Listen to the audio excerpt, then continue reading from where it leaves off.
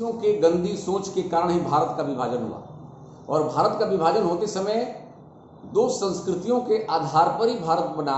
एक देश पाकिस्तान बना जो मुस्लिम राष्ट्र घोषित हो गया, और इधर भारत भी बना, लेकिन बुज़दिल नेहरू के नेतृत्व के कारण, बुज़दिल नेहरू के प्रधानमंत्री बनने के कारण और दिग्विजय सिंह जैसे कांग्रेसियों के, भ्रष्ट कांग्रेसियों के इस कांग्रेस में रहने के कारण, देशद्रोही मानसिकता के नेताओं के रहने के कारण जो है भारत उस समय हिंदू राष्ट्र घोषित नहीं हुआ। नहीं तो उसी समय हिंदू राष्ट्र घोषित हो गया। यदि उस समय कोई राष्ट्रभक्त, मोदी जैसा राष्ट्रभक्त, योगी जैसा राष्ट्रभक्त, अमित शाह जैसा राष्ट्रभक्त बैठा होता, प्रधानमंत्री की कुर्सी पर पटेल बैठे होते, तो भारत उसी दिन हिंदू राष्ट्र घोषित हो गया होता। मैं तो दिग्विजय सिंह के इस बातों पर मुझे तरस आ रहा है। यदि वास्तव में अपने नाम के आगे टाइटल सिंह लिखते हो तो सिंह लिखने वाले दिग्विजय कम से कम सिंह के ऊपर काली पोत दो।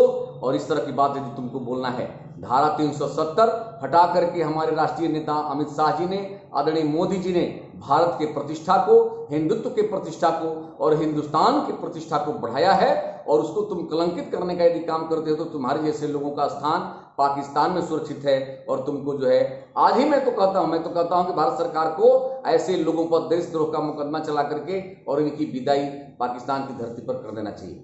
मैं तो यह भी कह सकता हूं कि कांग्रेस के नेहरू परिवार के चलते जो भारत में उस समय जम्मू कश्मीर में बंटवारे के समय लाखों ब्राह्मणों को हत्या करके जिस समय भारत की धरती पर ही गुलाम बनना पड़ा, भारत की धरती पर ही विस्थापित होना पड़ा, यदि भारत की धरती में भी, स्वतंत्र भारत में और भारत की धरती पर भी हिंदुओं को, ब्राह्मणों को अपने घर से भग करके दूसरे जगह कटोरा उठाना पड़े, उसके बाद भी कांग्रेसी कहते हैं कि हम कांग्रेस चलाते हैं, तो ऐसे लोगों के इस चिंतन पर मुझे लानत लगता है। मैं इसकी निंदा करता हूं। उस समय इसके मुंह में, कांग्रेसियों के मुंह में बकार नहीं था, बोली नहीं थी कि जिस समय हिंदू वहां से जम्मू कश्मीर से भगाए जा रहे थे, उस समय इनका चिंतन क्या था? उस समय तुम्हारा चिंतन कहां था? उस समय नेहरू का चिंतन कहां था? उस समय इंदिरा जी का चिंतन कहां था? उस समय राहुल और सोनिया की तो बात छोड़ दीजिए, ये तो विदेशी कल्चर के हैं सब, इसलिए इन सबों की तो बात पर बहुत बड़ा। लेकिन जो इंदिरा और नेहरू की भी मैं बात करता हूं, जब जम्मू कश्मीर से हिंदू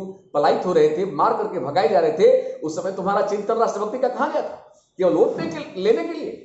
तो मुस्लिम परस्त भावना से राजनीति करने वाले लोगों, भारत की धरती पर मोदी और योगी और अमित शाह जैसा महान व्यक्तित्व पैदा हो चुका है। और पूज्य डॉक्टर हेडगेवार के सपनों का भारत बनने ही वाला है। डॉक्टर साहब ने कहा था कि भारत हिंदू राष्ट्र है, उस शब्द पर मैं बल देता हूं। अब वो जमाना आने वाला है जब कोई न कोई महान नेता अपने मुंह से घोषित करेगा कि भारत हिंदू राष्ट्र है और रहेगा।